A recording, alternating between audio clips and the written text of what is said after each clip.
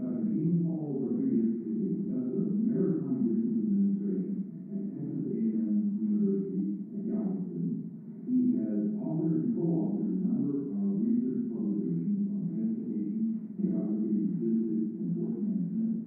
Before joining Texas A&M University at Galveston, he was a professor at Hofstra, which is Dutch University.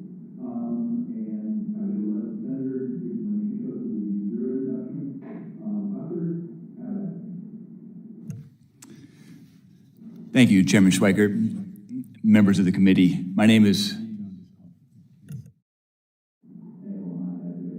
and we'll turn it on and off a couple times. Do we have that? Yes, I hope for this because I'm going to check on all right, let's have that. All right, I'll see about it. As you said, I'm a research fellow at Stanford University, Hoover Institution. I'm also a visiting research fellow at the Texas A&M Galveston. My testimony today highlights 4 key points. First, regulatory accumulation slowed investment in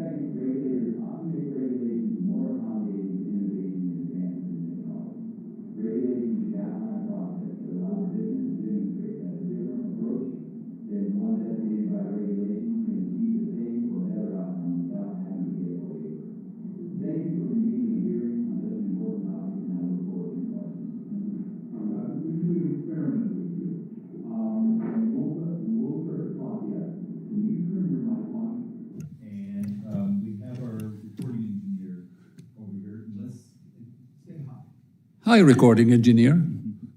Is it, we're back? All right. You think it's fine? You're perfect. Okay, thank you. Thank you, Chairman and distinguished members. My name is Yossi Sheffi. I'm a professor of engineering system at MIT, director of the MIT Center for Transportation Logistics. I was asked to inform the committee on two subjects: the challenges to increase domestic manufacturing, and specifically about the required workforce skill for efficient manufacturing. The views here are mine and not MIT's. So what can be done to support reshoring of manufacturing? First of all, investing in automation, robotics, AI, machine learning, whatever. This reduced somewhat the reliance on manual labor, which we have a problem with. Most manufacturing plants cannot hire enough workers. But from supply chain point of view, it is not enough to talk about reshoring, because we have to invest in domestic resources of material and intermediate processing. Just moving the last stage of manufacturing assembly into the United States is meaningless, because we don't change the reliance on China and others. This is expensive, of course, but we have to decide if you want to depend on China and possibly relax some environmental regulations. And I like, clean air and clean water just like the next guy. I also don't like reliance on China. So it's a trade-off. We have to build this. We have to do some of it, but it seems that one side argue for green, another side argue for, we cannot get the balance here. We talk about another point is targeted help, like part of the Defense Production Act, which are aimed directly at supporting domestic manufacturing. I'm sorry to say, you guys always load it with unrelated ideas and unrelated things, which is kind of, I don't know, doesn't focus on the problem. I'm not political, really not, but some of it just cannot avoid it. Of course, investing in infrastructure. And again, my colleague talked about regulation, which are hampering investment in high tech, investment in infrastructure, something on the short term right away that will help every company. Again, trying not to be political, but reduce tariff uncertainty. It's the uncertainty that's killing us, killing companies. It's a supply chain executive can deal with any hand that you throw at them. You tell them what the tariff is, 50%, whatever, but don't change it every other Friday, please. I mean, because people buy, create too much inventory and lose money, and they just freeze. They don't invest, they don't hire people. So it's an issue. Now, the second related issue, very much related to this, is the skills of the US workforce. One of the main challenges in reshoring is the lack of manpower. Who will exactly work in all this new plant? I can give you some examples later if we have time. There are two countervailing issues here. First of all the plants that are going to come are going to be new plants. They're going to be high-tech plants. So they're not going to need as many workers, but we still don't have enough workers with the right qualification to run this plant. The education, I don't have to tell you, this is all the media. The US is falling behind on K-12 education. Johnny cannot read, with the exception of special schools. So you see here, what can we do? Religious, private, magnet school. In many states, parents do not have the fund. In my state, Massachusetts, you don't have the funds to go, if you want a kid to go to a special school, you can do it on your own, which means that we bifurcate the population. The people who can afford it will send the kid to special school. The people who do not will send the kids to school controlled by union. Again, try not to be political, but just mentioning facts. Universities. You were not here before when the two people with kafiyas attacking me. About 20 minutes ago. They were escorted out. Ridiculous. They are disrupting studies in Harvard, in MIT, in Columbia, in all of these places. So universities became obsessed with things other than merit and learning and coming up with the best research and the best student education. So it's K to 12, it's also universities. So what is missing the most? I'm sorry, I'm running out of time. Give me one more minute, 60 seconds. So, give me one more minute. So, people always ask me, friends always ask me, where should I send my kid to school? Sometimes I send them to Texas. Other time I tell them, don't send them to university. Send them to trade school. Send them to people who will be plumber, electrician, operator of numerical control machineries, operator of factory robots. So high-level trade schools, better trade school is what is desperately needed. These, by the way, are the last positions that AI is going to replace. AI may replace people like us. But of course, but it's not going to replace the plumber who comes to your home to fix the stuff. By the way, my plumber drives a Rolls Royce. Just saying. It's absolutely true. Today, last point. Talking about non-political, changing immigration laws. Advanced countries are thinking about what they need. So the UK allow nurses to come in because they don't have enough nurses. Tom Friedman wrote that several years ago, a person gets a physics degree from MIT, we should staple a green card on the diploma. Because these are people that we need. So what we do, we educate them and we send them to make China a big competitor. Anyway, let me stop here. Doctor, thank you for your endorsement of my talent-based immigration bill. Dr. Rodrigue. My turn. Can we reset the clock, please? Okay, so I'm going to talk to you about mostly a focus about ports and their relationship with logistics. And I will start with a blunt statement that the United States is no longer a commercial maritime power. Its power or its capability to project trade has been outsourced and offshored to the usual suspects. So that's one thing we have to bear this in mind. We have very limited level of control on our maritime trade. Our ports, it's a different story. And here I'm going to talk about what I think about 6 major barriers to port logistics in the United States. The first one is pretty obvious. We are victims of our success in some ways. That is, we are a very strong generator of wealth and economic growth, and therefore, each time we have wealth and growth, we have port traffic, growth in TEUs.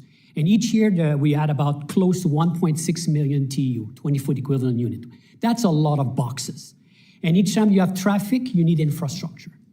And the ports are struggling to keep up with this. They are a phase of growth and decline, but we have a little bit of problem. So let's say since 2010, we added 3 Canadas, or the equivalent 3 Canadas or 2 Mexicos in terms of volume. So that's the first barrier. We have a difficult time to provide infrastructure to support port logistics. And of course, this infrastructure is subject to vulnerabilities. That's one of my greatest fears is port infrastructure failure. The latest one was when a ship hit a bridge in Baltimore, which completely messed up port, ro-ro and car supply chain. So that's the first barrier. Second one is the scale. The whole business is based upon the concept of economies of scale. The bigger, the better, which makes a lot of sense. However, the ships are getting so big these days that the great majority of them cannot enter ports on the East Coast. And the ports on the East Coast, since the expansion of the Panama Canal in 2016, are now trying to restructure themselves around a new standard. And we have a little bit of a tough time because the shipping lines are privately owned. The ports are essentially public infrastructure. So we provide investment in public infrastructure to benefit in some ways private interests, which is okay. However, it's a little bit of a catch-up game and it's excessively expensive. We have a problem with dredging as well. So this is another very important issue, the scale of the things in the United States. Then the third barrier I see is the composition of the traffic. What comes in is completely different of what comes out in containers. What comes in? Retail goods, the usual Walmart, Target, all that stuff. It's the great majority of our imports. Exports, commodities, agricultural goods, even recycled goods. The leading exporter of American port is fresh air. That is empty boxes that comes out. So we have a very big problem between the composition of what comes in and the composition of what comes out. It is also very strong seasonality to it, which creates what level of infrastructure you need to provide according to the retail cycle fluctuation. So that's a little bit of a problem. How we address that? You cannot. That's the problem with ports. We are addressing issue which cannot. Maybe reshoring is, I would say, a strategy behind this, but still, we have a little bit of a problem. The other problem we have also is the issue of imbalances. We have a staggering imbalances in our trade. That is, what comes in terms of container is basically full container, what comes out are empty containers. And the problem is the shipping lines want their container on the ocean. They don't want their containers to go inland. And therefore, it has a detrimental effect sometimes to exporters that have difficulties finding boxes, because the priority is to have port-centric logistics, bring the container in, empty them, and bring them back to the sea across the Pacific to be reloaded. So that's also another challenge that we're facing. And solution, there's none, unless the trade regime changes. That's another issue. Fifth barrier is technology and labor. We have a very powerful labor unions that control, labor. And that creates some problem because their stance have been continuously anti-innovation, anti-automation these days. Their goal is quite logical, very easy to understand. They want to protect their constituent, but they're now in the rent extraction business. That is, becoming some kind of a struggle on trade. The port of the United States have a very difficult time to automate. There are restrictions toward automation, and we're running out of land. We cannot build new port infrastructure. The only way you can increase the density, the productivity, is through automation. It has to come up down the line. But obviously, we're going to have serious issues in negotiation with labor to do something like that. And again, very difficult time. The last barrier is a matter of efficiency. Unfortunately, from a time handling perspective, American ports are among the not very, very productive. Actually, I have shocking evidence that the United States are 30% less efficient than the global average.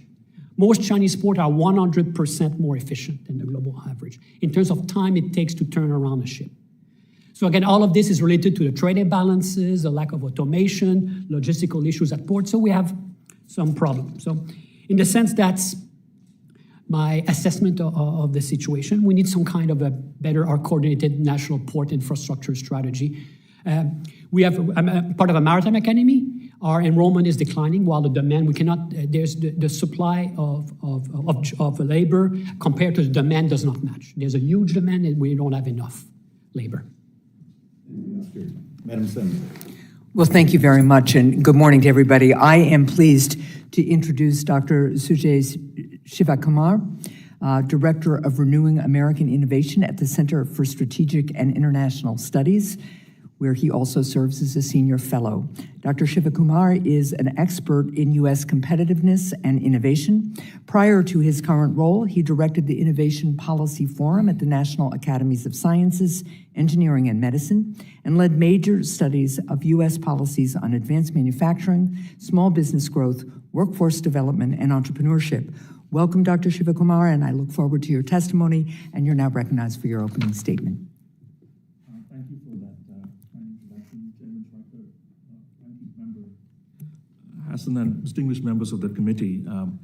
CSIS, as you mentioned, is a bipartisan nonprofit policy research organization dedicated to advancing practical ideas to address the world's challenges. Our mission is to define the future of national security. The program on renewing American innovation matches the idea of innovation to national security with the goal of revitalizing our nation's innovation system to enhance our nation's economic competitiveness and strengthen our security in the new world order. CSIS itself does not take any policy positions, so the views represented here are my own. So let me again start by thanking the committee for holding this important hearing. In my remarks, I just want to emphasize why centering manufacturing is really important for our nation's ecosystem. Our nation's innovation system for the past 7-8 decades has been focused on an R&D strategy. I've been arguing that we need to move manufacturing and the infrastructure that supports manufacturing back into the center of our strategy. So let me just highlight 3 main points in my quick remarks to you today. First, rebuilding U.S. capacity to innovate and manufacture advanced technology is critical for our economic competitiveness and our national security. Again, for decades, our economic orthodoxy prioritized short-term benefits of offshoring manufacturing. But now we find that this strategy has hollowed out our manufacturing sector, not only devastating many of our communities, but also weakening the link between research and production. So this broken transmission means that US firms are increasingly unable to convert new ideas into competitive products or rapidly scale up and develop weapons and other efforts to enhance our national security advantage. Our urgent task then is to build up and scale up the manufacturing infrastructure within our ecosystem. Recent federal legislation have begun to actually address this challenge. As you know, the Bipartisan CHIPS Act was spurred by a pandemic-era realization that our semiconductor manufacturing had become alarmingly concentrated in Asia, which posed major risks to our nation's security and economic well-being. Roughly 95% of the CHIPS Act's incentives support semiconductor fabrication. And in turn, the construction of semiconductor fabs now underway has exposed the fact that we need to regain our footing in manufacturing. We also need to rapidly and urgently upgrade our workforce, our infrastructure, and our regulatory framework. My second point is that federal, state, and local governments must partner to develop the ecosystem where innovation and manufacturing can actually reinforce each other and thrive. We need to support, as my colleague mentioned, our high-skill and technical skill and high-skill technical workforce. We're now digging out from decades of underinvestment and neglect in our vocational education programs and apprenticeship systems. For example, the lack of alignment between firm needs, community colleges, and state governments, for example, has created a fragmentation between industry needs and the available talent in our population. We also need to urgently upgrade our infrastructure. Advanced manufacturing, including semiconductors, relies on reliable, high-capacity power, water, and transportation infrastructure. The United States needs to make infrastructure investments into utilities and supply chains, and the Inflation Reduction Act and the Bipartisan Infrastructure Law are proactive instruments to support innovation and manufacturing in this regard. We also need to modernize our regulations, a point already touched in this panel. As you've already heard, permitting delays can stretch for years. We heard that NEPA can add 4 to 5 years additional time for the build-out of the fabs that are now going underway in various parts of our country. So streamlining regulatory frameworks to ensure clarity, speed, and predictability while still safeguarding environmental and community protections are really essential for building and manufacturing at scale and speed. My final point is that a tariff-only strategy that does not address the workforce development and infrastructure build-out and regulatory relief for renewing U.S. manufacturing will not be effective. I understand that the threat of high tariffs is now being used as a negotiating tool in trade talks. And in making the case for tariffs, the administration has argued that higher import costs will stimulate domestic production. While there's unquestionably a need to address unfair trade practices and non-market behavior by other countries, relying on tariffs alone in today's era of globalized innovation and manufacturing is not sufficient to convince firms to rebuild the industrial capacity in the United States. In fact, high or volatile tariffs can introduce uncertainty that discourages private investment and may even risk the development of alternate supply chains that basically bypass the United States. So in summary, we face a national security imperative to place manufacturing back in the center of our nation's innovation strategy. And that strategy must rest on a solid ground, supported by skilled workers, reliable infrastructure, and modern regulatory systems. So let me pause here and look forward to your questions. Thank you very much. I appreciate that. As is an idiosyncrasy, I'm going to actually go last because I like to sort of wrap up everything and figure out what everyone said. I'm going to have Ms. Sparks. Why don't you go first, and then, or do you want to do your opening statement now? Why don't I, yeah. Okay, let's do that because you may have to abandon this. I will try not to, and I thank the committee for their patience as we're juggling a number of hearings this morning on the other side of campus. I want to begin by thanking Chairman Schweikert for calling today's hearing on such an important topic, and by thanking your staff as well for the work we've done together on this hearing. And for our 4 witnesses, thank you so much for giving us your time this morning and sharing your expertise. It is greatly appreciated. I join Chairman Schweikert in recognizing how important it is that we modernize our supply chains and strengthen manufacturing here in the United States, especially as we work to outcompete China. As is often the case, the chairman and I are in full agreement on the problem and probably agree on about 80% of the solution. And I think that's a pretty good start. And to Dr. Sheffi's comments, this is group decision-making in a democracy. But when we can find out that we really agree on a lot, we can make some progress. In the last several years, we've seen increased investment in critical technology manufacturing across the country, including new funding for projects in my home state of New Hampshire. These new investments have been spurred in part by legislation like the Bipartisan Chips and Science Act, which is helping us to strengthen our supply chains and outcompete countries like China by investing in American research and manufacturing. In addition, energy tax cuts in the Inflation Reduction Act and funding in the Bipartisan Infrastructure Law are driving investment in the energy production and infrastructure that will support modern supply chains. To capitalize on these investments, deliver for the American people, and support private sector growth, we also need to streamline regulations. Doing so is essential to advancing American innovation and manufacturing.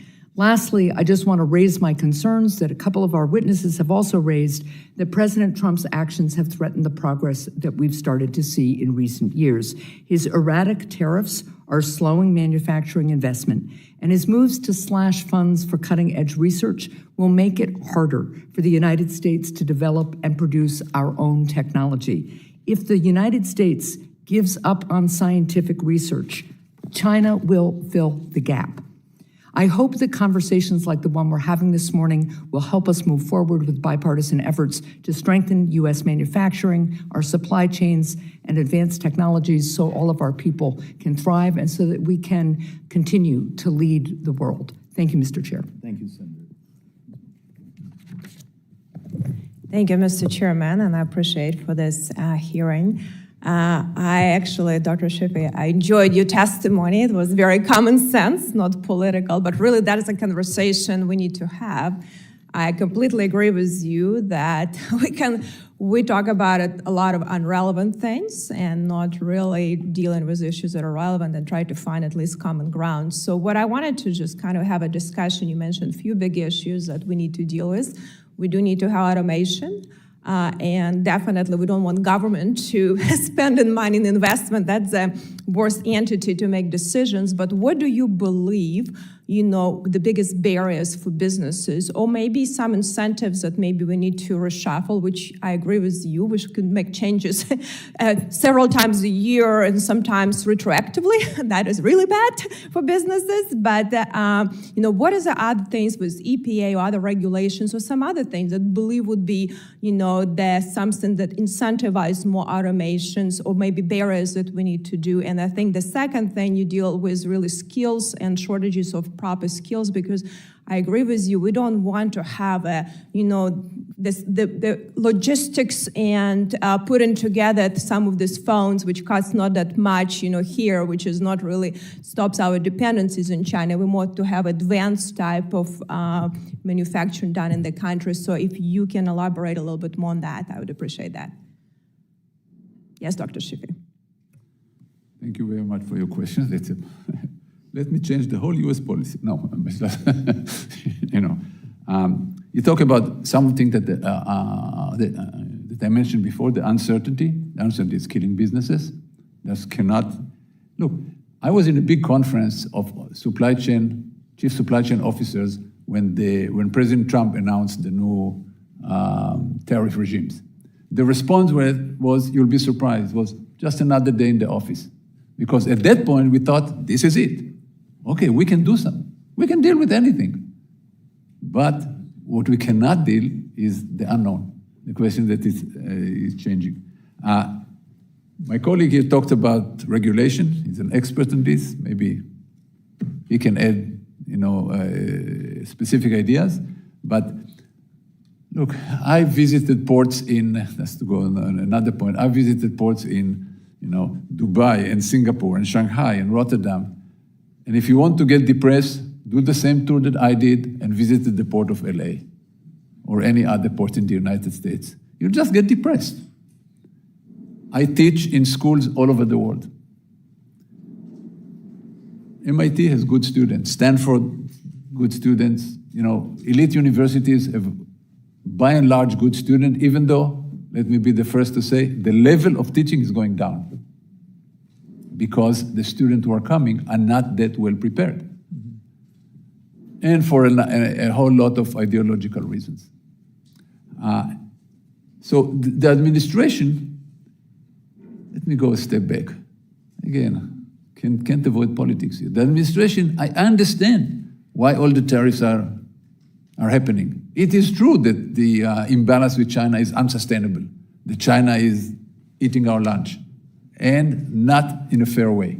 Right, but what I just wanted to, and understand, and there is a lot of negotiation, a lot of things are going to happen, and everyone understand we need to have predictable framework, and we're working on that.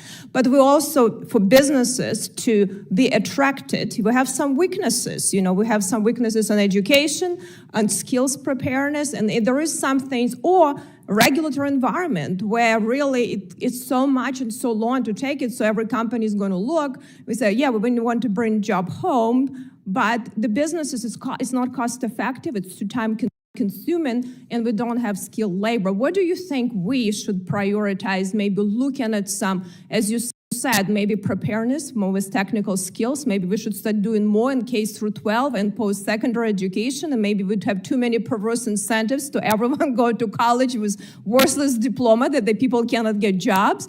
I mean, what do you think, and you kind of point out, I taught a little bit at college myself, and I've seen the decline of kids' inability to learn, and in this fast-paced environment is even more important because it's changing a lot. What do you think we should really start prioritizing that we look at the relevant things that we can control? Very quickly, the things that they control. I don't know if it's a federal issue or state, allow parents to choose schools.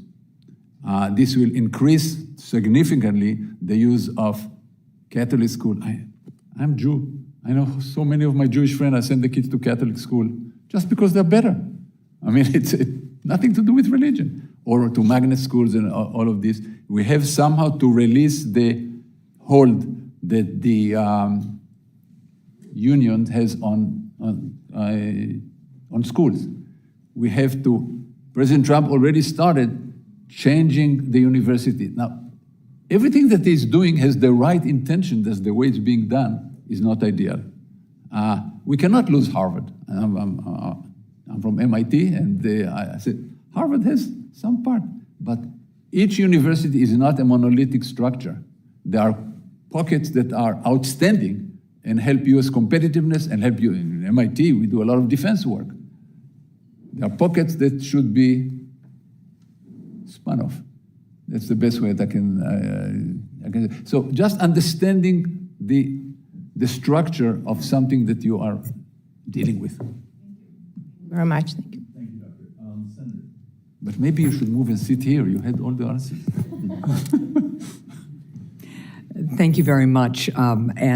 My questions are mostly directed to Dr. Shivakumar, and I am greatly appreciative that you are here and that all the witnesses are here.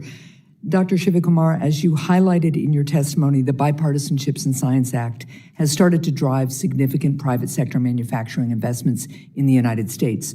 While this and other measures like the Bipartisan Infrastructure Law and energy tax cuts in the Inflation Reduction Act create new opportunities to invest in the U.S., projects can be held up by overly complicated reviews or unnecessary requirements that can slow down construction and raise costs.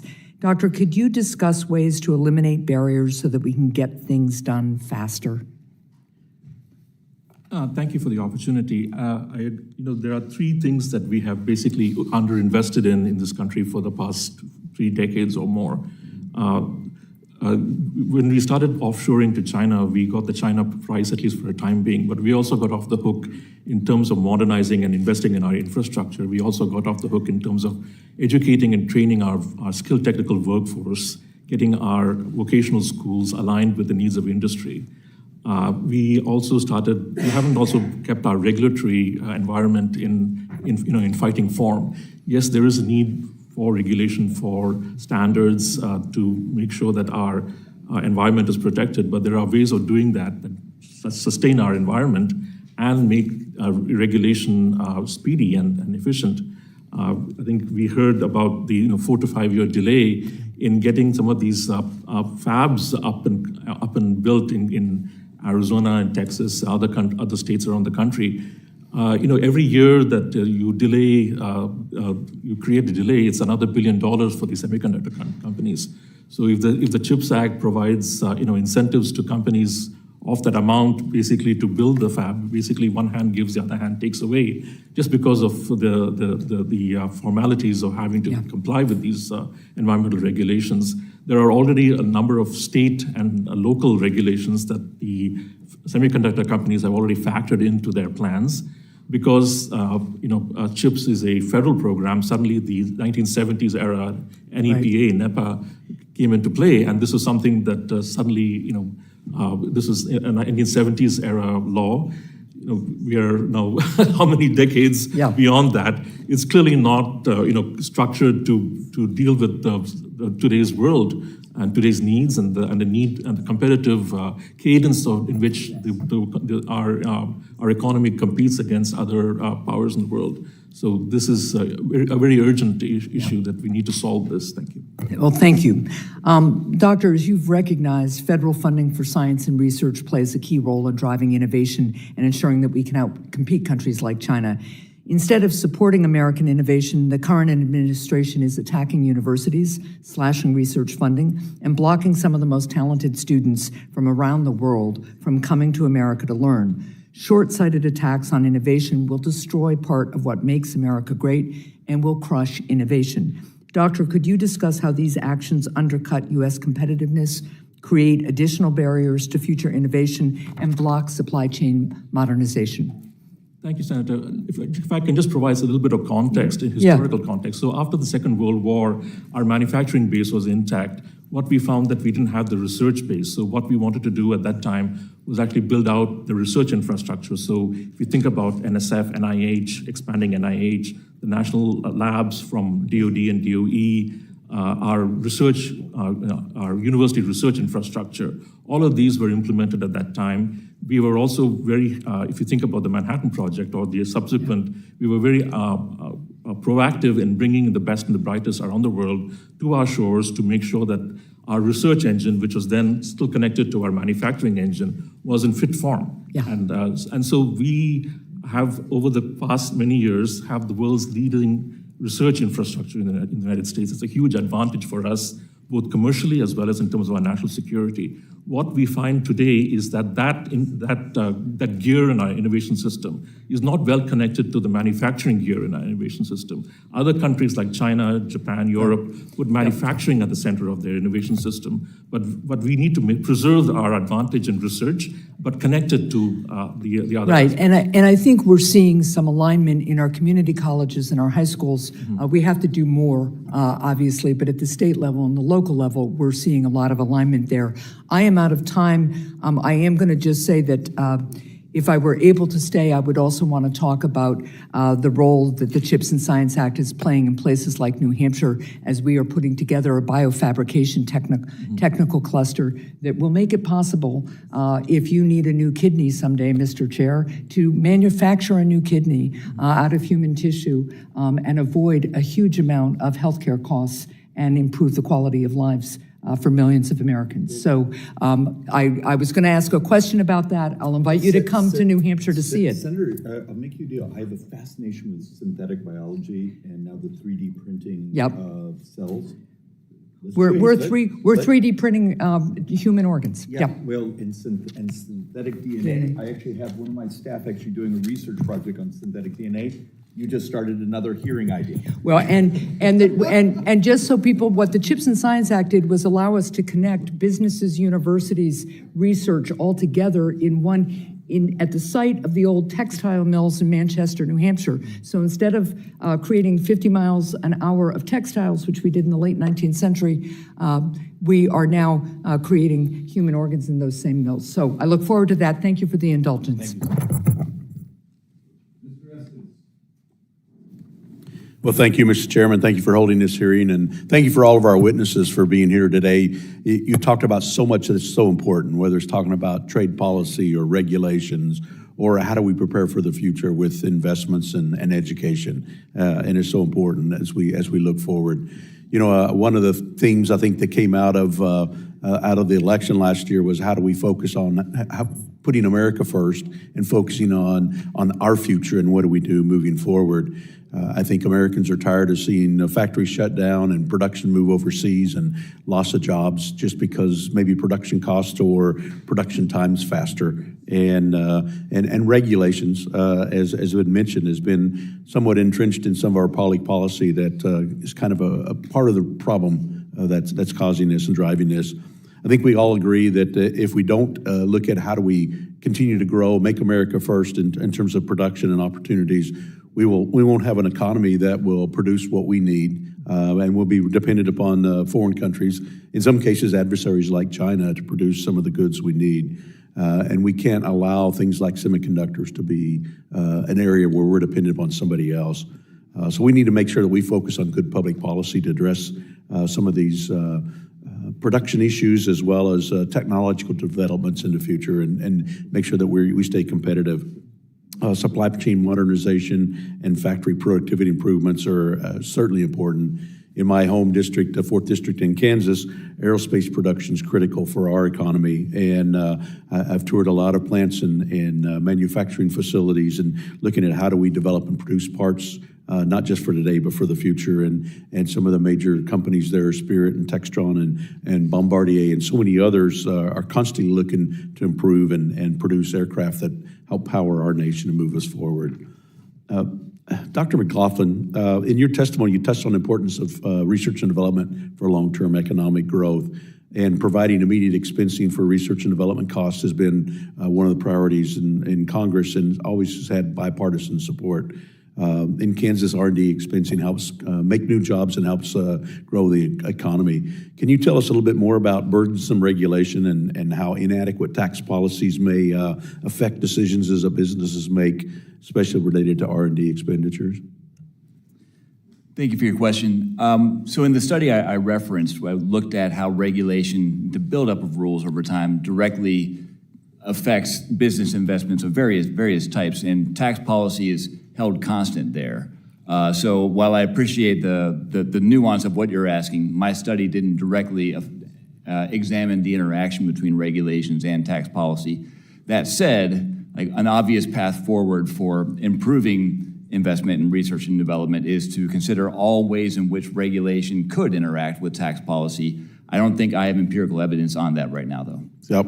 Well, you noted something pretty interesting in your comments around the roughly study showed 0.8% reduction in GDP just based on regulatory burden. And that's kind of played out with some of the studies that we've seen from our bipartisan joint committee on taxation and a congressional budget office that said if we get a 0.8% increase in GDP growth, we'd actually over 10 years collect $3 trillion more in tax revenue, which would help with our deficit. And I don't know if your study included anything talking about the deficit and the benefit that we get out of good regulatory policy to help with that. I think that's a great point. The growth effect obviously will increase the tax base, and that should go into the budget conversation. And I would say the growth effect from this study is corroborated by other studies. I did a study of British Columbia as an example. They cut regulations by about 40% between 2001 and 2004. As a result, GDP growth went up by 1.2%. Again, a larger tax base. Yep. So excellent. Thank you. Dr. Sheffi, you talked about supply chains and the workforce and new technologies. I mean, how can we use new technologies in the United States, like AI, to help promote more domestic manufacturing? Well, first of all, using AI is a general term, but using AI. I was trying to see if you can read lips, that's all. Thank you. Obviously you can't. So, what were we talking about? Talking about using technology to help make more use AI, promote domestic. Use AI technology. First of all, AI allow you to look at much more data, I mean, significantly enough, and analyze more data. So you know more. Your decisions are based on facts, first of all. Second, you can most companies work in silos. There's the sales, the procurement. they hardly talk to each other. In most companies, and it's not even Congress, it's just in companies. So the idea that information flows seamlessly across a company immediately make them more efficient because, again, they know more data. Then there is the ability, most decisions have to do with the future. You have to forecast what is likely to be. With machine learning and generative AI, we can forecast better. Now, when I say forecast better, you have to realize it's not 100% better. But it's enough better to make a real difference because then your decisions, you're aiming like Gretzky said. You want to skate to where the puck is going to be. So here is you want to make decisions towards what the world is going to look like in the future, in 3 years, in 5 years, in 10 years. Using modern AI allow you to forecast better, to take a lot, because the large data set, you can take a lot more factors into account and forecast better. So this is just the tip of the iceberg. Great. Thank you very much. I'm out of time. I yield back, Chairman. Thank you, Mr. Chairman Schweikert, Vice Chairman Hassan, for doing this. Thanks all. I found all of your testimonies fascinating, and I greatly appreciate it. Because Dr. Sheffi and Dr. Shivakumar both mentioned tariffs, I serve on Ways and Means Committee along with Mr. Schweikert and Mr. Estes, and am consumed by concern over what the tariffs are doing to uncertainty in our economy. Just this morning, I learned that our imports fell $66 billion in April, the largest drop in American history. I just discovered an hour ago that the retail hiring was the lowest in April it had been in 25 years, and that our net average tariff rate today is the highest it's been since 1938. And if the 50% steel tariffs go through, it's going to jump up to the highest since 1903, which is before all of us were born. But let me move quickly, because in different ways you've all talked about regulation. Every Democrat I know is reading Derek Thompson, Ezra Klein's new book on abundance. So Dr. Shivakumar, you specifically said, that we need modernizing the regulatory framework. So Barack Obama appointed Dr. Cass Sunstein to go through all the regulations and eliminate X thousands of them. Every governor I know always promises in his inauguration speech he's going to set aside somebody to review all these regulations, but we still get all this accumulation. So how do we modernize the regulatory framework in a systematic, constructive way, other than DOGE? Okay, so. Well, we have an expert on regulation, so I will leave it to him to perhaps give you some more details. But we have, basically regulation, a framework for regulation, which is designed to keep our economy, which assumes that our economy is in a steady state. Today, our economy is in a very dynamic environment. And we were just talking about the role of AI in our strategic future. How do we bring in AI? If we don't use artificial intelligence to basically leapfrog the Chinese in terms of our technological abilities, we need to be, and we can do that. There are, for example, we have what's called self-driving labs. These are robots that are connected with AI capabilities that do and speed up a lot of the lab research that goes on in pharmaceuticals and other areas. We need to be, and by the way, the US invests 1/10 of what Canada invests in this technology. So this is another topic that we should perhaps get into. We need to be thinking more dynamically about how do we, rather than trying to create regulations that around a static object, we need to be thinking dynamically. How do we then, take the existing assets that we have, look at the world strategically, where are the Chinese, where are we, what do we need to do to leapfrog them technologically and make that bound? You set up my next question really nicely. I want to thank Dr. McLaughlin for the idea of using AI to look at all the, although and I'm a huge AI fan, but I do worry about it, that may be based on faith too. Basically on the, don't trust the citations, among other things. But Dr. Shivakumar, one of the challenges I have with my Republican friends is most House Republicans did not vote for chips and science, which is really, we understand, is our first major commitment to industrial policy in America in the last 70 years. And yet China, who's now grown to be larger than we are and is beating us in so many different ways in terms of manufacture, is based on industrial policy.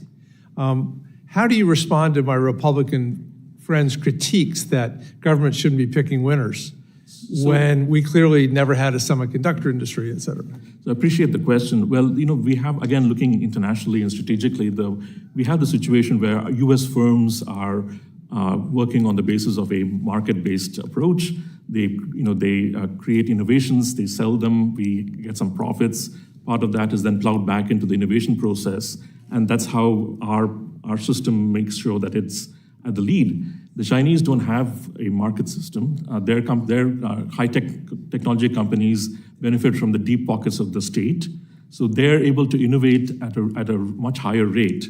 And they're able to then put those products into the market, cutting into the bottom line of US firms, and then reducing their ability to use those profits then to continue to compete.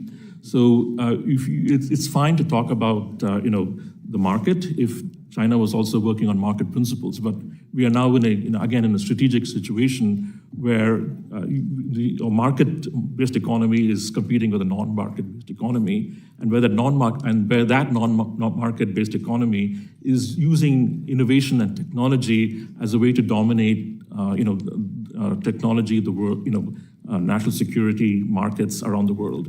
So that's point one. Point two is that I think a lot of people, when they say innovation policy, they think of top-down dirigiste type of systems. When what we are actually recommending and talking about in a sense is a innovation policy, which is looking at the various connections points between technology, the workforce, capital markets.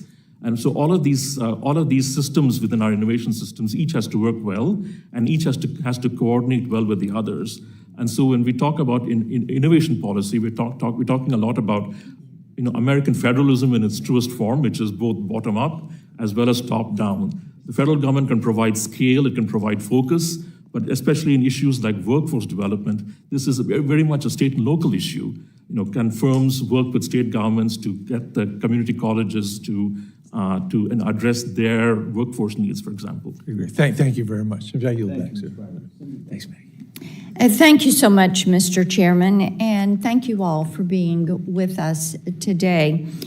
The logistics issue and supply chain issue is something that on the Senate side and at Senate Commerce Committee, we have paid a good bit of attention to, because it is essential if we have the goal, which we do, of repatriating and bringing back a lot of manufacturing in this nation. A consistent and ready supply chain is going to be necessary. And one of the things in Tennessee that I represent is very important to us is logistics. It's an entire sector of our state's economy. And we look at Memphis as being the real anchor in this. Memphis, Tennessee has all 5 Class 1 railroads. We have an enormous intermodal because we have the port on the Mississippi River, and we also have FedEx. In addition to this, and because of this infrastructure that is there on the river and at the airport and in the rail yard, we have an enormous trucking industry that is thriving. So we do look at it as air and river and rails and roads, and the importance of that for our supply chain. Dr. Sheffi, I do want to come to you on this, since part of your expertise is in logistics, and talk about the importance of establishing these intermodal hubs like we have done in Memphis. Thank you very much. Let me suggest a book written by a young, good-looking professor called Logistic Clusters. I wrote it about 6-7 years ago. You can find it on Amazon, just saying. It's exactly this. It talks about, it also helped Ms. Hassan's idea of putting, because it's correct for almost any industry. When you put together, people think it's counterintuitive. Why would you put competing companies together next to each other? Well, look at the success of Silicon Valley. Look at the success of Hollywood. Look at the success of Wall Street. These are companies of the same ilk right next to each other because there's a flow of knowledge in coffee shop, in chance meeting between people that elevates the entire cluster. The same thing, and I spent a lot of time in Memphis. Fred Smith is a personal friend.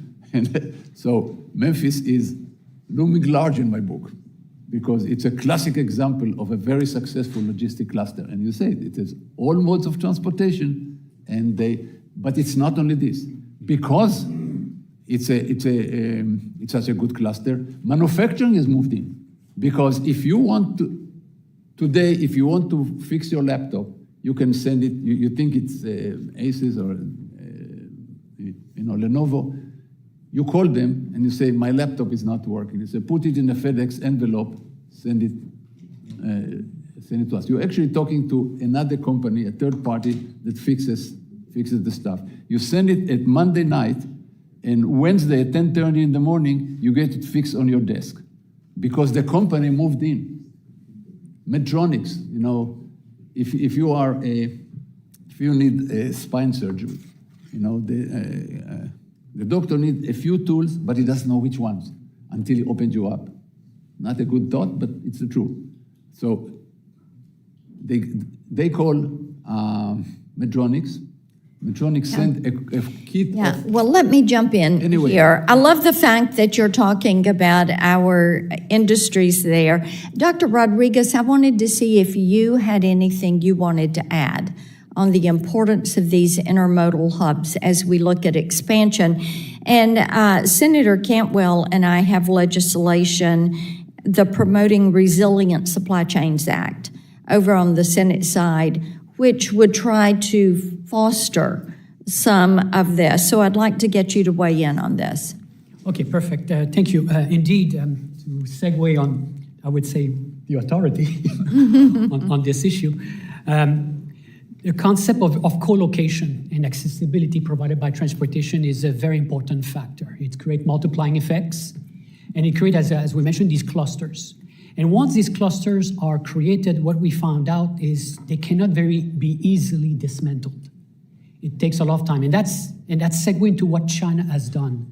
China has created a massive amount of manufacturing and logistic clusters in all segments of manufacturing. The shoemaking, a toy. Yeah. My time has expired, but I appreciate that and note that we are doing that without a government overriding impact.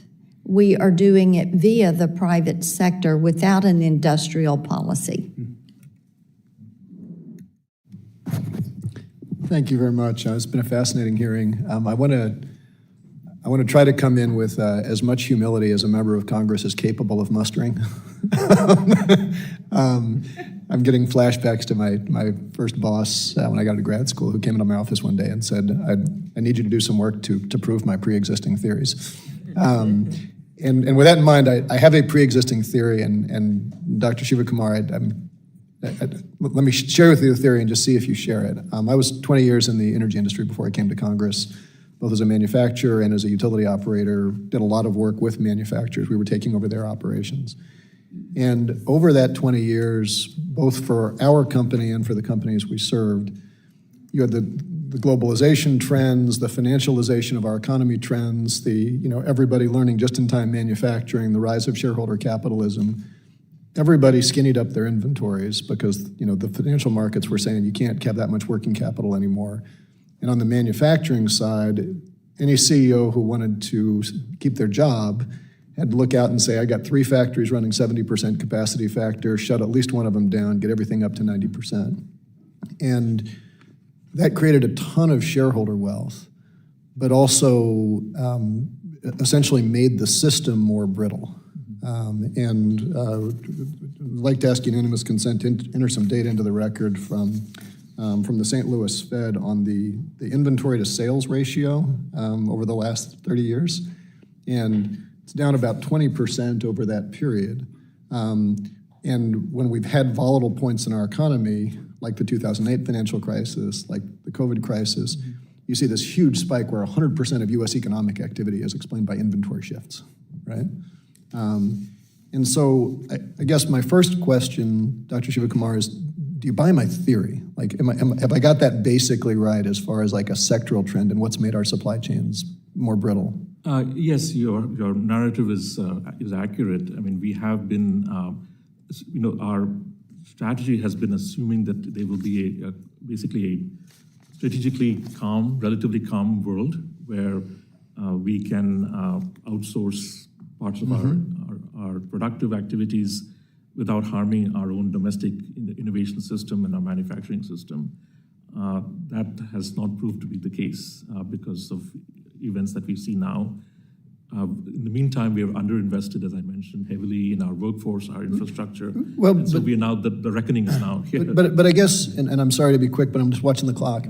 If we agree that those sort of broader trends have created a set of supply chains that is more exposed to exogenous volatility, then the follow-up question is there anything currently going on in private markets that's going to fix that absent government intervention? Because like I have a hard time seeing banks all of a sudden saying, I'm going to give you more generous working capital terms, or shareholders saying, sit on a dividend for a while because I'd like you to have some spare capacity.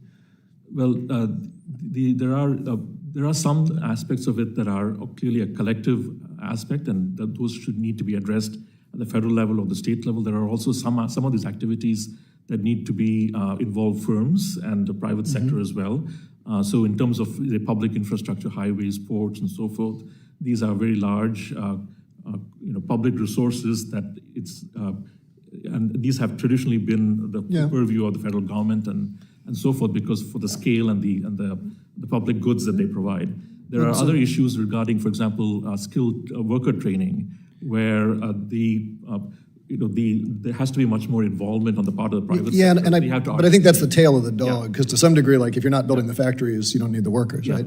So I guess with the time left, the question I've got is, if our economy is more exposed to that volatility, then either we're going to put that risk on consumers, or we're going to have, in the form of higher inflation, in the form of supply shocks, what have you, or government has to step in to play that role. And so what I'm curious is, number one, these are global trends. Are there other countries that have managed that better that we could learn from? And then number two, we spent a lot of time, not just in the CHIPS Act, but in the Inflation Reduction Act and the IIJA, around thinking about, because building electric transmission is also an investment in supply chain robustness. Is there data to suggest that we did a good job of building those assets that the private sector was not going to get, or what could we have done better? And how do we think about making sure that if the government has to play a role, how do we make sure that we're building the stuff that the private sector isn't going to do, given the dynamics right now? And which of our peers are doing a good job of that? Yeah, so there is, let's just take, for example, the building of these fabs. When you're trying to build a fab, suddenly these semiconductor companies realize that they need large quantities of extremely high quality power. So where is that going to come from, for example? So we don't have the infrastructure in place now. It's a great opportunity to basically modernize our grid using new technologies, new resilience, new capacities. If we are trying to become leaders in new artificial intelligence technologies, we need the power to then house and create the warehouses of data, so to speak. So a lot of this we have to play catch up in a lot of these technologies. I'm over time, but I would just close by noting that as a guy who built about 80 power plants, we do a really bad job of building existing technologies. The problem isn't the lack of technology that'll meet those needs. It's how do we go out and develop the process. Thank you. Yield back. Thank you very much, Mr. Chair, and thanks for holding this hearing. I'm somewhat obsessed with supply chains, and there you go. And saw the breakdown during the pandemic, and I was actually thinking, my first thought was just, and I guess I'll ask you this, Dr. Rodrigue, but anyway, at that time, we had a huge problem with the ocean carriers that were basically charging huge amounts of money and refusing to take American exports overseas because they want to come back right away and get some other things. And it was a real problem. So Senator Thune and I, and then Congressman Dusty Johnson and Garamendi joined together and did this bill, which I think helped because it put some more power on the Maritime Commission to be able to put in some rules. And they, even before they did those rules, I think they realized that they had to behave. And I just wondered, what is the role of intermodal transportation here, in addition to all the bigger things we've been talking about? Yeah, thank you. Yes, this event, you could say, I call it the Great Entanglement. That is where everything got clogged at the same time. And actually, what we found out afterwards, in hindsight, is the very high shipping rates were reflecting the lack of velocity.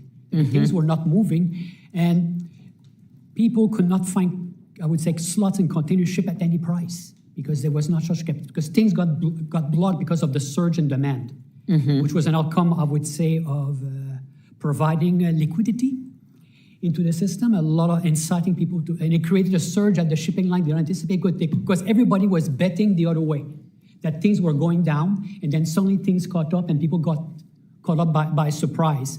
And it took a while for this to handle, and that's why it became a public issue, because it was entangled. They say, is there anything we can do? But actually there was not that much, because it was actually a capacity problem. It essentially started up at the ports. The ports were no longer capable of handling containers because the yards were full, the chassis were no chassis were available, and everything else created a domino effect.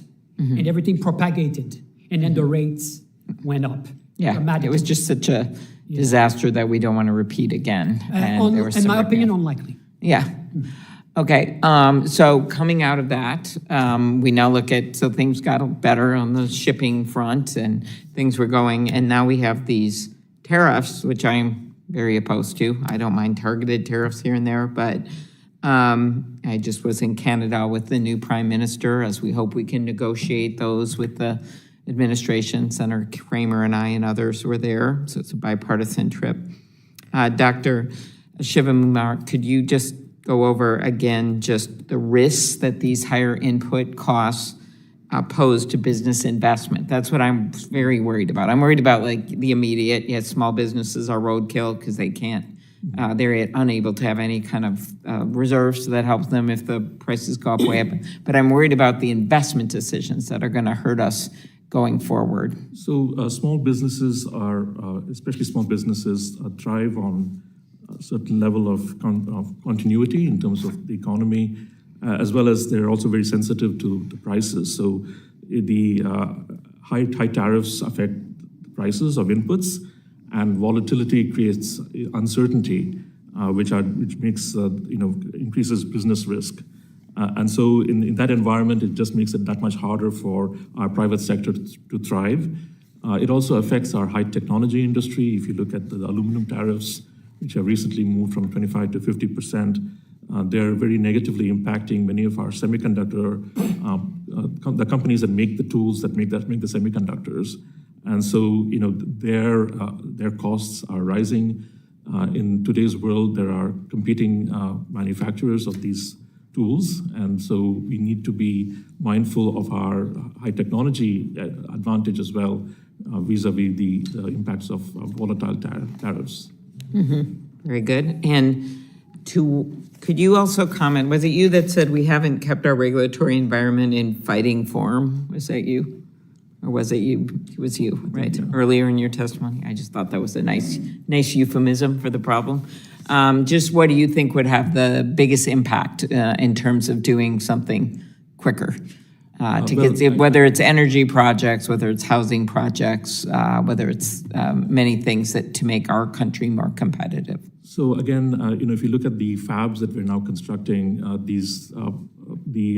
regulations from NEPA and so forth are adding 4 to 5 years to the clearance process. And so, if you think about Moore's law, which is sort of, clicking along every 2 years, 4 years, you're already 2 cycles past, and you're creating a fab, waiting for the regulatory, pegs to fall into the circles. and you're already, technology has basically bypassed you, and you have to, regulation has to be at the speed of technology. And so that is really something that we need to be aware of. It's no longer a steady state economy or an economy that's technologically moving at a very predictable rate. If you think about Moore's law, the efficiencies that we gained, say, from the mid-60s when we first invented, practical semiconductors to today, that doubles in 2 years, and that doubles in 2 years. So for a while, we were moving on, this part of the curve. We have moved past the point of inflection, and we're now on the asymptote.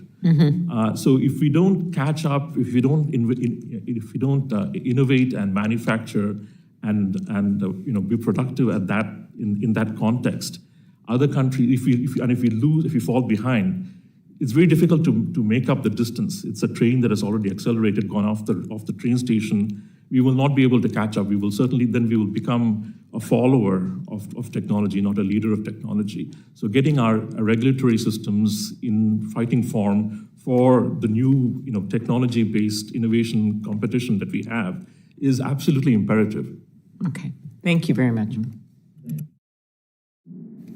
Thank you, Chair Schweikert. I really appreciate you convening today's hearing on this very important topic. And obviously, as has been stated, the COVID-19 pandemic provided a clear wake-up call to us all on how reliant our nation is on imported goods, particularly from China, and also how vulnerable our nation's supply chain is to a sudden shock. So I have the privilege of representing the 47th Congressional District in California, home to cities like Irvine and Newport Beach, Huntington Beach. Vibrant economy, very dependent on a lot of trade, but also just down the coast from the busiest port in America, the Port of Long Beach. And during the COVID-19 pandemic, we saw a backlog of container ships, which of course impacted the ability of Americans to get vital goods quickly and affordably. And that is one, I think, of many instances that underscore the importance of this topic of what we in the federal government need to do more to shore up our supply chains, and why we need to invest in our critical infrastructure. But I am a bit puzzled by the emphasis on the policies of Joe Biden in the complete absence of any inquiry or oversight into the current president, Donald J. Trump, because when I talk to my constituents, talk to the businesses, large and small, that I represent, I have to say none of them talk about the negative effects of Biden's policies on the supply chain. And quite a few of them, of course, are very concerned about the policies of Trump. Quite the contrary, in fact, I'd say that many businesses have lauded policies from the Biden administration, the Inflation Reduction Act, the CHIPS Act, the Bipartisan Infrastructure Act, as important policies that are helping to bring back massive investments in important manufacturing segments of the United States, including, as has been mentioned, in semiconductors, clean energy, and energy infrastructure. Just as a few examples, the Port of Long Beach, just up the road from my district, joined the Alliance for Renewable Clean Hydrogen Energy Systems, a private-public partnership that will leverage IRA investments to create more than 220,000 good-paying jobs in Southern California, almost $3 billion in economic investments. Kia, which has its U.S. headquarters in my district, Hyundai, which is based just down the road in Fountain Valley, have both significantly expanded their U.S. manufacturing of clean cars based on the clean energy tax rebates offered from the IRA. Hanwha Q-Cells, also based in my district, opened 2 new massive solar manufacturing plants in Georgia based entirely on those same tax credits. We're talking about thousands and thousands of good-paying jobs, billions of dollars in economic impact in critical economic areas. Of course, as has been discussed, the CHIPS Act has driven, I think, $280 billion in manufacturing commitments in a key infrastructure, key critical economic area to the United States. And at the same time, all of the complaints I've heard about weaknesses in our supply chain, concerns around our supply chain, have all come from the current policies, including the illegal impoundment of funds around IRA, other funds that businesses were relying on to make manufacturing investments in the United States pencil out, as well as, of course, the tariffs that my colleague in the Senate just pointed out that have created real stresses on our supply chain, including a lot of the manufacturing that's based here in America. Just as one example, I have a small electronics manufacturing business that I talked with recently in my district, and they pointed out that a lot of their inputs, even the ones that they import from other places, they get improved upon in the United States, then they may go cross-border again to Canada or Asia to get improved, come back to the United States, and levying a tariff each time these parts or inputs across a border has made their business essentially non-viable. And they are actually thinking about now moving their entire manufacturing offshore because that's actually cheaper than manufacturing in the United States based on these tariffs. So I guess that's the macro point I want to make. I think we're focused on a lot of the past policies and not on the current policies, which I think is clear are having a huge negative impact on the supply chain, the strength of our supply chain. But I guess my question, and I'll ask it to you all, is when we think about industries and inputs in the supply chain, are there ones that we should be emphasizing? Because I can't imagine that we want to bring everything back to the United States. There are certain types of minerals that are hard to produce here. There's certain things that we may not want to emphasize in our economic policy. But what are the 3 or 4 critical areas akin to semiconductors that we think we should be trying to bring into the United States for national security or other reasons? And I'll start with you, Dr. Shivakumar. I think the point that you made about the impacts of high tariffs and the fact that the way in which manufacturing is structured in the world is through networks of activities. So very often there are subcomponents which are produced in country A, moved to country B for further assembly. That then becomes a part of some other equipment that then produces a chip in a third country, which then is packaged in a fourth country, which then gets into a product in the fifth country, and then finally perhaps makes its way back in the United States. When you create these tariffs, often these products are moving in and out of the United States. Every time you are creating extra costs in the production process, what will ultimately happen is if the tariffs are too high or too volatile, this network will sort of start building itself around the United States. So what we are really concerned about is, unless we have manufacturing front and center as our strategic objective. And I apologize, I'm out of time, but are there we're going to lose out. A few areas, any of you guys, a few areas that you would recommend that we consider in thinking about strategically what we want to bring back to the United States? Dr. McLaughlin. Well, within my area, which is regulation, I'll talk about that. I think we could target certain industries for streamlining of regulations first that are more vital to the supply chain, transportation. And I'm way over time, so Dr. Sheffi. Anything that has to do with high technology. Okay, Dr. Rodrigue. We have to move away from a trade regime which is trade by convenience to a trade regime which is trade by necessity. Okay, thank you. Food for thought. I yield back. I appreciate, and one of the joys of getting to chair is you get to put yourself at the end, and we have this term sort of, I don't get the clock. So our next meeting is a couple hours, so let's have at it. Okay, like a couple of you've spoken about, it's sort of amusing being someone from the desert. I've had a fascination with visiting ports. This time last year, I was in the port of Singapore, visiting some of the new construction, watching the automation.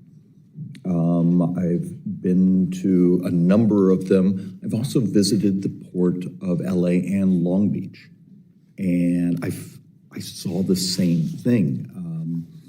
And so, look, the vision for this hearing was, what can we make the future look like? Politically, we always have the habit of we got to get in our shots at each other because that's what makes a good YouTube video for when we want to put up our 20 seconds. So let me do my 20 seconds. But we actually have occasions like this where in the Inflation Reduction Act and those, we have language functionally making automation illegal. Well, it turns out my own president actually put out a statement that he wasn't thrilled with the idea of automation of ports. I border on being a techno-utopian. So let's actually play a game here. You're all freaky smart. If I came to you today and said, whether it be from a regulation, from a technology, from even domestic repatriation of certain activities, to incentive models that you've written about, if we could start from, and accept this is not real, but if starting from clean slate, how efficient could I make our supply chain infrastructure So we'll deal with the products and the desire and style and those things. But Dr. McLaughlin, you already know of my fascination with the automated skids for rail. They're electric, they're environmentally safer. You put, like in the Port of Long Beach, you immediately put it on the skid and it goes to the warehouse it's supposed to go, or the distribution center, to the things I've seen of, the laser measured automated lifts at the ports, to the ability, some of the technology where the container ship is able to moor within minutes compared to hours. Dr. McLaughlin, if I came to you right now and said, you get to be a techno-utopian and design a new port that everything from the rail to the rules to the regs to the automation, give me your vision. I would try to remove myself as much as possible from picking the paths and let people innovate in ways that are maximally profitable to them. What are you, a classic market this is a punt, economist? but I mean, the point from my perspective is to set up the infrastructure, if you will, and by that I mean the regulatory infrastructure, the legal infrastructure that permits innovation. And so by that, we need things that are streamlined, need things that are flexible, things that accommodate new technologies when they do come about, because we can't predict all the ones that would come about. Okay, Doctor. There are some examples. If we want to go and look at Dubai, that started basically from nothing and became a leading logistics hub of, they have one of the best airlines, they have one of the best ports, they have lots of infrastructure that started from nothing. Now, the truth is that autocracy is benevolent autocracy is the best form of government. They don't stay benevolent for long. That's the problem. So you have, Dubai with money and total control. Yeah, they do good things like China. President Trump was there singing their praises of building everything. But if we look at, there are examples of, if you look at the Dutch port of Rotterdam, Chinese highways. I mean, they're amazing, actually. I go to China quite a bit. There are European trains. You know what kills me when I go to Spain? I can deal with German high-speed train, with French high-speed train. But you go to Spain and they have high-speed train? That's ridiculous. And we still don't have it. To build a train from, in California, the New York Times reported that it takes 9 times per mile the cost of building in California. It may be even worse than that if you actually... It's compared to France. Not as compared to, it's compared to France. So talk about regulation, but it's not only regulation, it's corruption, to be fair. There's a lot of things that are into it that we must clean out in order to get European level port, European level trains, Chinese level highways, Dutch level ports. All of these things should be cleaned. Okay, thank you. My utopia is most of the container terminals in the world are operated, somewhat controlled leased by terminal operators. They are very large conglomerates, the HBH, Port of Singapore Authority. Mm-hmm.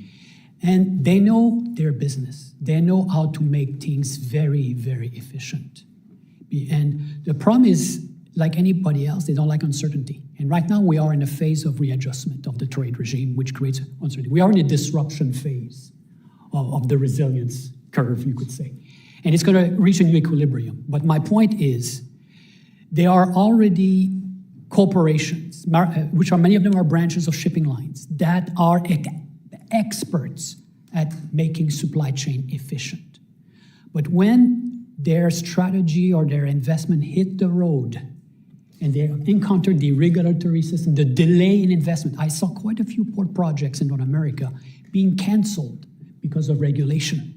And I say, here goes 1 million TEU, here goes 2 million TEU, because we cannot build infrastructure. It's when we don't have the capability to operate it, but we don't have the capability and create an investment framework which is stable enough for that capital which is already there, that expertise, that technology which is already there. There are companies, they are now having drone-making companies that are part of a port terminal operator. They're implementing this technology. They all have these strategies. But it's very difficult to implement them in the United States, as you mentioned before, because automation is becoming illegal in some ways. We are becoming the Luddites of this world in some ways. Again, it's an overstatement, of course, but there's a little bit of truth. You may have just won an award. I think you're the first one this year in the congressional record to say Luddite. Okay. Doctor. Thank you. Since my colleagues have been talking about physical supply chain infrastructure, let me talk maybe just also a little bit about the workforce supply infrastructure. So this has traditionally been a local and state responsibility, but we have basically broken chains between students and workers and their abilities to find the jobs that firms and industries are supplying. So, but there is and firms similarly are having difficulty finding the characteristics and the talents and skills that they need for their operations. What we have the technology available to actually circle this square. So we have, for example, we all use Google Maps or Waze to find our way to a destination that we don't know. It tells you to turn right, avoid a traffic jam here, turn left here, take that bridge, and so forth, turn-by-turn directions. There is similarly a possibility to use software to tell workers to, take this course in the community college, top it up with this credential, take this university credit, and work your way to what the industry is asking for. That is something that is missing, and that is actually the technology to do that is off the shelf. On the other side, industry is looking for workers with specific types of skills. So let me give you a quick anecdote. There was this lady who was working at a Dunkin' Donut shop. She had the skills to manage her shop, manage the inventory, which was perishable, manage customers, manage the payroll, manage. Those skills were what the semiconductor company that was setting up a fab was looking for. And by looking at it from a perspective of a dating app, which we're all familiar with perhaps to some degree or the other, they were able to look at the characteristics, and then they found this lady, and they were able to train her, and to the final stretch.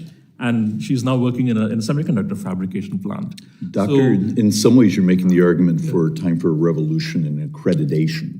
That's also a part of that. And the barriers that creates. There are existing solutions. There is a nonprofit called NIICA, which actually has the software to do this. And it's just a matter of, and they are looking at this kind of combines like in turn by turn, aggregate data, user data to put these, to help solve the workforce problem and to get our workforce fixed. So that's a. So you have human input, you have regulation, you have technology adoption, you have, what is world trade. So if I came to you, let's first do a reference. And it's probably 3 years ago in one of my binders, I actually have it's actually someone's doctoral thesis, but the premise in there is, what would happen if tomorrow you threw a switch and every vehicle on American highways was automated? So Waymo of the truck, Waymo this, and they were trying to calculate its additive effect to GDP, and it was remarkable. The value of time, the value of the fact I can sit in the back seat and do my work, I can do this. And for the last couple of years, I've been thinking over and over and over, one of the things that rarely comes up when we talk about labor force is the fact that the number of 18-year-olds that will turn 18 this year as a percentage of population, I think, is the smallest in U.S. history. Mm-hmm. Yet our number of those 65 and up in the last 20 years has doubled. We have a demographic issue. And it's all over the industrialized world, we have a shortage of young people. And if we want to deal with the reality of how do you have productivity, how do you move goods and services in a way where you could have that productivity so we can maintain societal growth, lifestyle, those things in a functioning a flat or shrinking population with its ratios upside down, we're going to need a revolution in what is regulation. Look, 7 years ago, I did a silly little YouTube video. Actually had an artist draw a cartoon, and it was the concept of crowdsourcing air quality. You know, you attach a $99 thing to this, put a couple thousand in your community, and you need someone to get an air quality permit to do the motorcycle paint shop. Because we all know putting paperwork in file cabinets makes the air quality cleaner. It's documentation for the next lawsuit. But the fact of the matter is, if I had crowdsourced, the moment that person's filters aren't working in the paint booths, you catch them immediately. And you also catch the clowns that are painting cars in their backyard that were never going to be part of the air quality regulatory regime.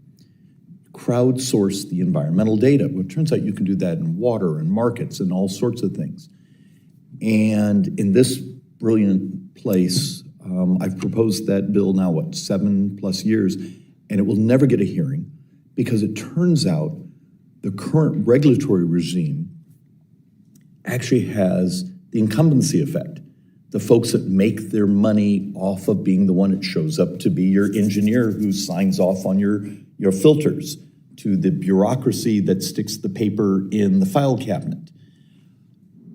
And that was one of the reasons for doing this hearing, is there's a way to do, from the port automation to my fascination of the automated skids, to data that you and I, and methods we actually don't know, to actually having an education system that values your skill set and your talents, not where you fit into a regulatory education regime.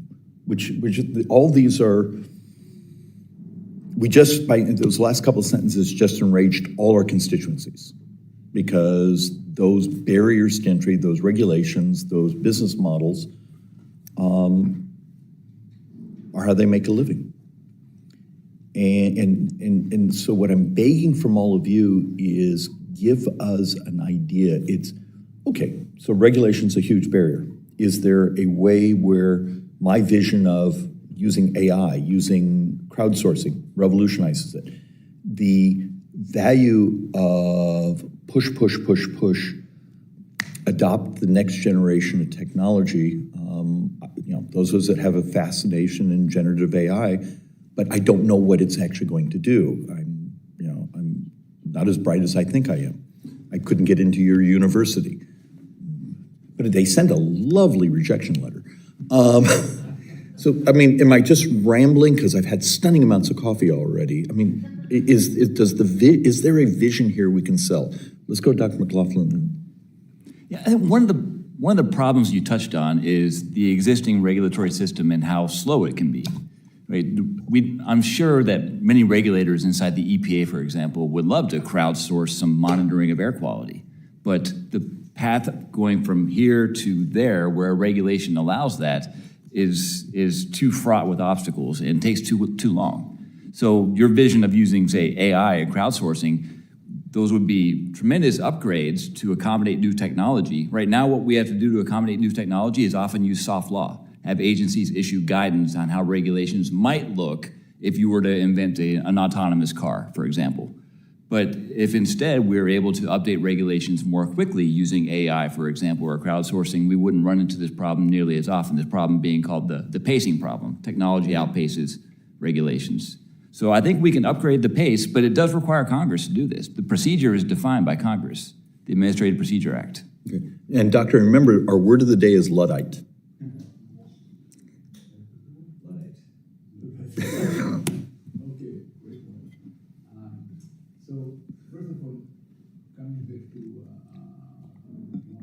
And is your mic on?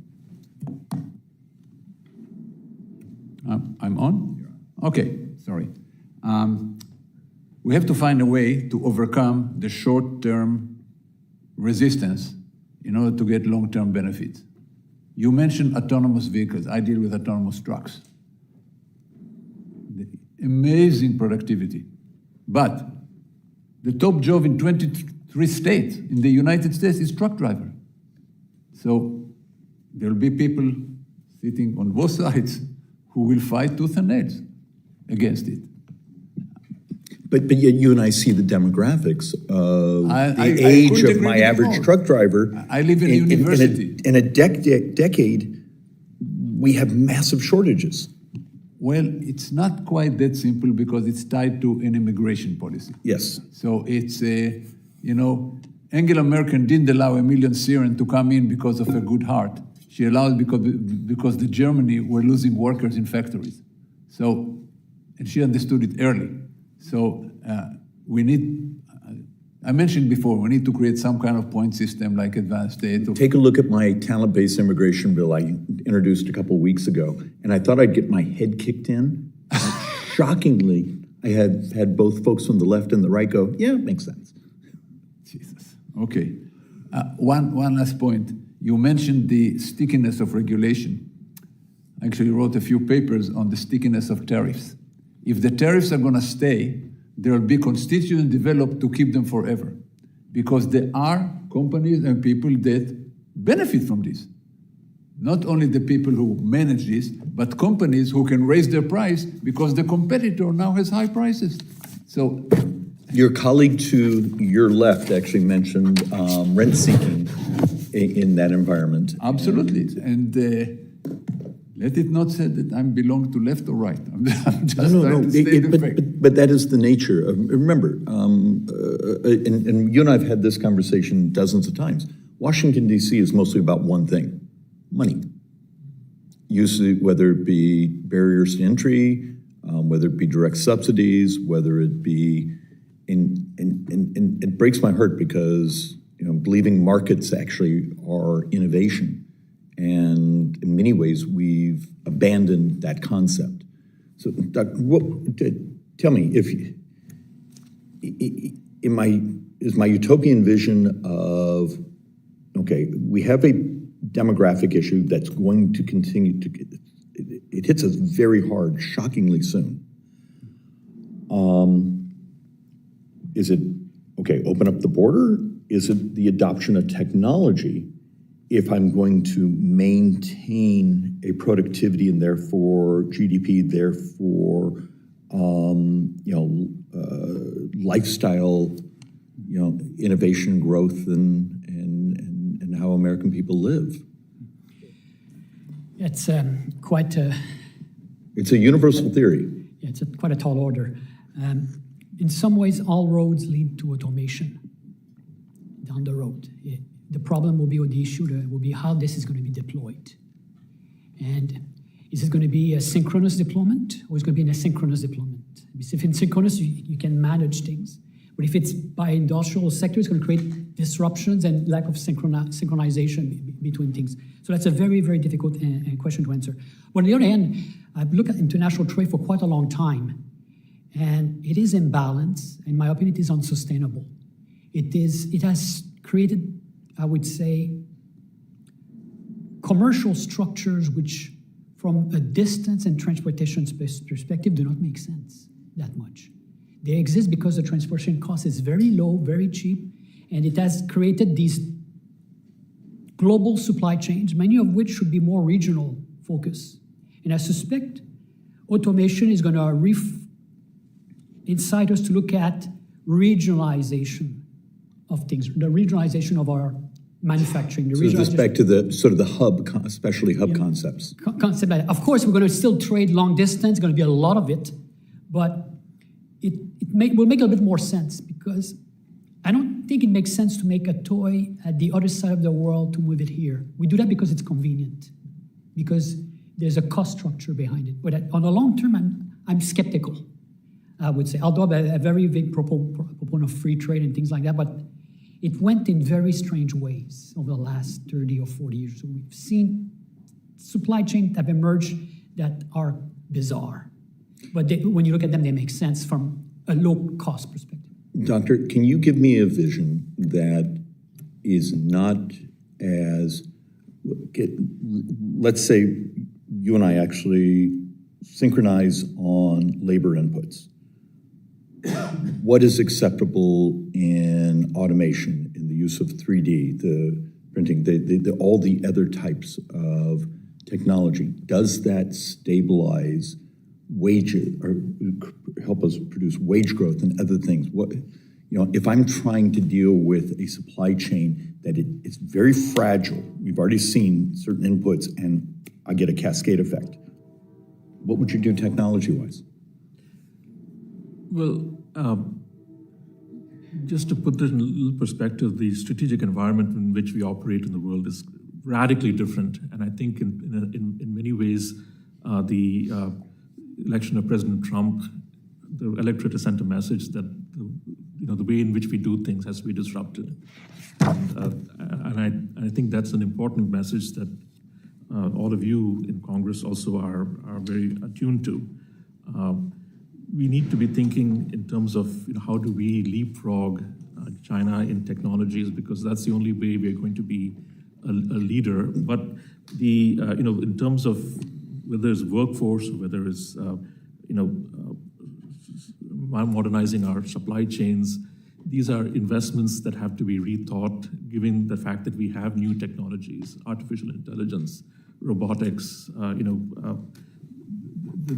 All of this has the existing models, as you say, have been gamed, and to the point that they are immobile almost.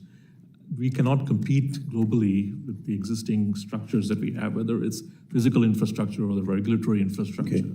So this is actually something that is across the board. It's not one party or an individual who is. And maybe that's my vanity of trying to believe, could we ever sell the concept of a much more unified theory? Mm-hmm. And look, and I just need to throw this out because one of those I'm constantly worried about parts of the CHIPS Act. Love the investment in research and development, but there's a couple great academic papers, and now you see actually doing a much broader error correction on a quantum chip. But as soon as that error correction, even if I have to slow it down, do a server farm that takes care of my errors on a quantum, I have hundreds of billions of dollars in fabs that almost become stranded assets the next day.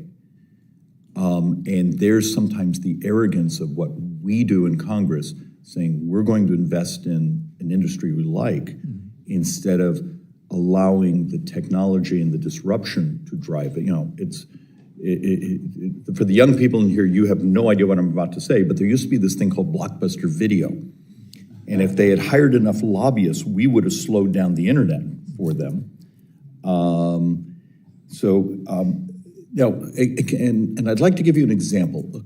But maybe as much as 2 years ago, we did a hearing here, and one of the discussions was pharmaceutical manufacturing. And I think we may have done it in the Ways and Means Committee. And we had one witness sort of make a point saying, okay, United States, why do we import so many of these generic drugs? And it turns out he had a couple charts that showed some of the precursors that go into like this generic small molecule drug, or create, for every pound I got of the precursor that goes into the pharmaceutical, it created hundreds of pounds of really nasty, fairly highly toxic byproducts. And his point was, tell me how I get that permitted to make that input in the United States. Do you have high temperature incineration? And there was a reason it was being made in India and China, those inputs. So we will have the brain trust, these types, these electeds will say, we want to repatriate pharmaceutical manufacturing. Okay. But the regulatory and also infrastructure of, okay, what's my mitigation of toxic waste products? And those sorts of things. And everyone wanted to talk about the repatriation of pharmaceuticals, but no one wanted to have the conversation of the infrastructure of how do you actually deal with these inputs, and they're sometimes nasty byproducts. And that is actually part of my fixation of, we talk supply chain and how we modernize it. And yes, okay, fascination with port infrastructure, electric skids, and the next generation of AI training and those things, and automation that you and I may have no idea. What does a future world trade regime look like? USMCA, do we actually truly build a North American supply chain that actually is much more efficient? And our barriers are, we have, the Joint Economics staff was kind enough to provide me sheet after sheet of regulatory barriers. So we do Inflation Reduction Act, and then we add dozens of rules that make it so, okay, we have businesses willing to take the checks, but the innovation we just crushed by our own reg sets. Please help us. Help us come up with ideas where our arrogance of thinking we can design what the future economy looks like. I worry that the populism needs planned economy, industrial policy, and over we can show you what we move resources to. Within a decade, it's a stranded investment. Help us plan for the future in the reality of what our demographics are. And it's a very different vision, but I see supply chain making it much less fragile, much more robust, and much more innovative is an absolute necessity if we're going to actually start to maintain any type of reasonable type of GDP growth. Any last comments as before I throw the gavel and go heat up my coffee? Thank you. This was one of the most interesting and actually learned panels I've ever had in my time in the Joint Economic Committee. I appreciate all of you. Thank you all. And with that, we're done. For any of you, if you have documents or other things you'd like us to put into the record,